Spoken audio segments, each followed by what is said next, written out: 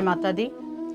हम हिंदू संस्कृति से जुड़े हुए हैं, तो हमारे संस्कारों में बताया गया है कि हमें बड़ों के चरण स्पर्श करने हैं, क्योंकि चरण स्पर्श करने से हमें उनका आशीर्वाद मिलता है और करने भी जरूर चाहिए, क्योंकि हमारी संस्कृति हमें सिखाती है कि चरण स्पर्श करने से जो बड़े हमें आशीर्वाद देते हैं उसका फल कई गुना मिलता है।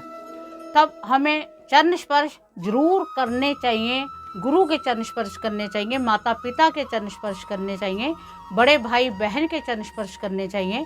तो इनसे हमने बड़ों का आशीर्वाद लेना होता है। पर कई बार क्या होता है कि हम चरण स्पर्श करते हैं पर उसका हमें दुष्प्रभाव मिलता है, उसका बुरा प्रभाव होता है।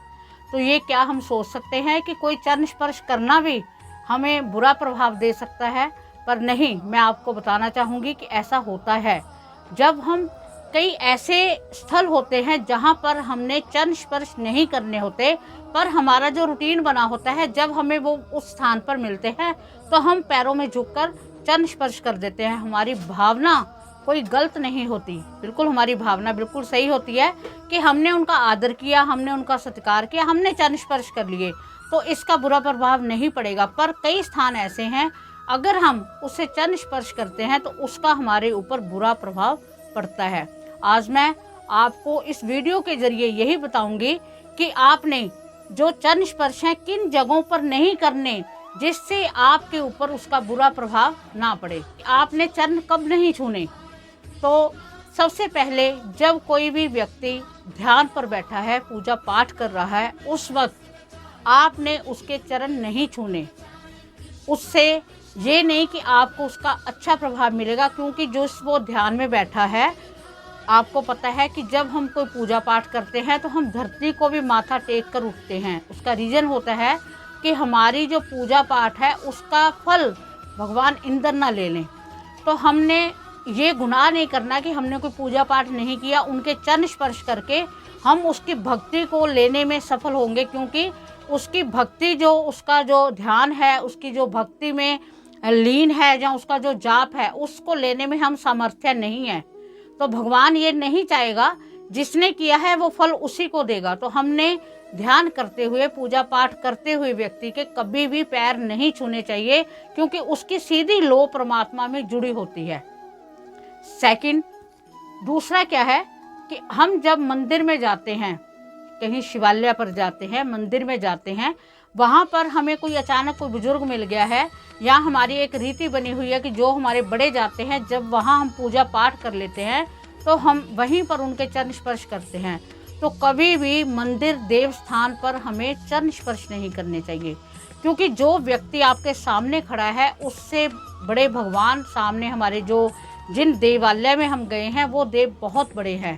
तो हम पैर अगर छूने हैं तो देवालय से बाहर निकलकर हम उनके पैर छूकर आशीर्वाद ले सकते हैं, क्योंकि देव से बड़ा आशीर्वाद कोई नहीं हो सकता। हालांकि माता पिता का जो स्थान है वो देवों का स्थान है, पर जो एक हमारे धर्म ग्रंथ कहते हैं उसके हिसाब से हमें देवालय में, पूजा स्थल पर, पूजा जहाँ हम पाठ पूजा करते हैं वहाँ पर हमें भगवान के समक्ष, जहाँ उनका स्वरूप हो, वहाँ पर आपने चरण नहीं छूने।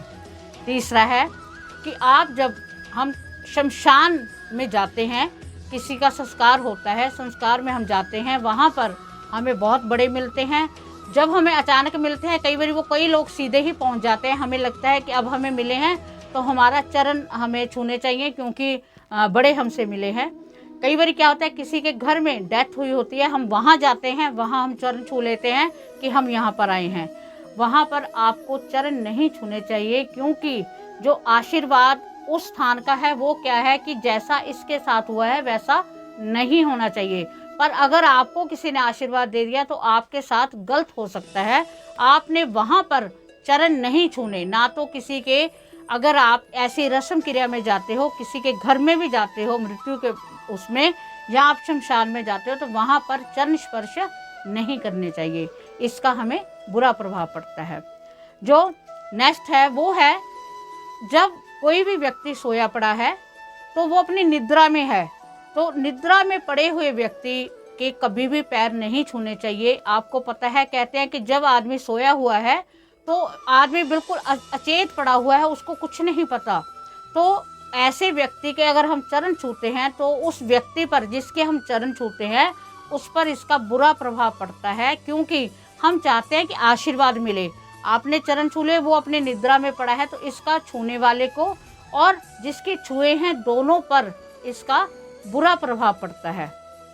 तो अब जो नेक्स्ट है वो है कि कई हमारे कोई धर्म बने हुए हैं, मैं किसी धर्म का पर्सनली नाम नहीं लूँगी, कि उन धर्मों में पति पत्नी आपस में पैर छूते हैं।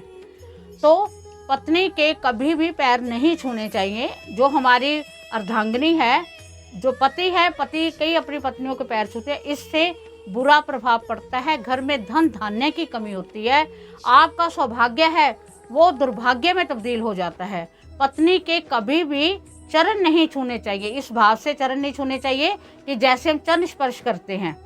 तो अगर आप इन चीज़ों से, आप जो मैंने आशीर्वाद के लिए ये बताए हैं, आप चरण छुएं। आपको कोई भी चरण छूने के लिए मना नहीं कर रहा, पर जिन जगह पर मैंने कहा है कि इन पर चरण नहीं छूने, तो आप इससे परहेज करें। आप देखना, इससे आपको हो सकता है कि आप कहीं से नेगेटिविटी ले आते हो, तो आज के बाद में आपने ऐसा नहीं करना। वो नेगेटिविटी जहाँ की है वहीं छोड़ दो।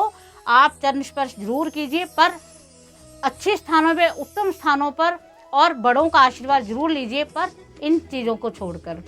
तो जैसे जैसे मैंने आपको बताए हैं कि आपने किन मौक़ों पर चरण नहीं छूने, उन पर ही नहीं छूने। कहीं ऐसे ना हो वीडियो देखो और जो आप सत्कार करते हो किसी का, वो सत्कार करना छोड़ दो।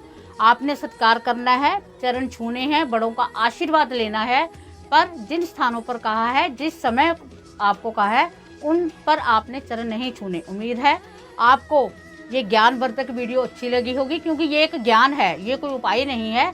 ऐसा ज्ञान है जो कई बार हम इस ज्ञान से अनजान होते हैं। हमें पता होना चाहिए कि हमारी संस्कृति, हमारे धर्म ग्रंथ हमें क्या कहते हैं। तो अपनी मोटिव वीडियो का भी यही मतलब होता है कि आपको अच्छा सा मोटिवेशन मिले।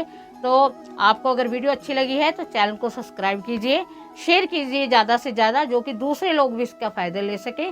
इसी के साथ जय माता दी।